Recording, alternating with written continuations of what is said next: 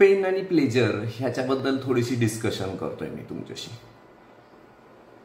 माणसाला आयुष्यामध्ये जर सक्सेसफुल व्हायचं असेल तर त्याला पेन सुरुवातीला घ्यावा लागेल, तर त्याला भविष्यामध्ये प्लेजर मिळणार। पण ज्याला झटपट लगेच प्लेजर हवा आहे तर त्याला प्लेजर आत्ता मिळेल, भविष्यामध्ये मात्र पेन मिळेल। ही गोष्ट सगळीकडे आहे। म्हणजे तुम्हाला पैसा कमवायचा आहे तर आत्ता भरपूर कष्ट घ्यावे लागतील, तर भविष्यामध्ये पैसा भरपूर मिळेल आणि प्लेजर मिळेल।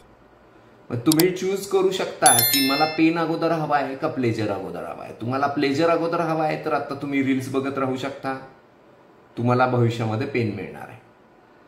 तुम्हाला जर असं वाटत असेल की मला भविष्यामध्ये प्लेजर हवा आहे तर मात्र मग आता पेन घ्यायला पाहिजे, आता अभ्यास केला पाहिजे किंवा आज कष्ट केले पाहिजेत, रील्स बघण्यात वेळ नाही घालवला पाहिजे।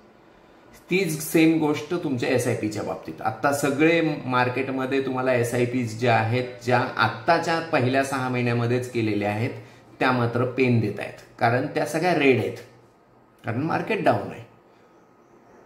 पण भविष्यामध्ये ज्यावेळी 15 वर्षानंतर तुम्ही बघचाल त्यावेळी ते पैसे एवढे झालेले असतील की तो प्लेजर तुम्हाला मिळणार आहे। ज्यांनी मागच्या 10 वर्षापूर्वी 15 वर्षापूर्वी SIP केली त्यांना आत्ताची मार्केट डाऊन असतानाही रिटर्न 10-12% वरच आहेत। म्हणजे त्यांना आजही प्लेजर मिळते, कारण त्यांनी त्यांचा टाइम इन्व्हेस्ट केलेला आहे तिथं। त्याच्यासाठी माझ्या मेंटरनी एक खूप छान कोट सांगितला। त्यांनी म्हणला की कुछ देर की ही खामोशी फिर शोर आएगा। ज्यांची आत्ताची SIP जवळची आहे त्यांच्यासाठी त्यांनी हा शेर सांगितला की कुछ देर की है खामोशी फिर शोर आएगा, तुम्हारा तो वक्त है फिर हमारा दौर आएगा, असं ती SIP तुम्हाला म्हणतीये।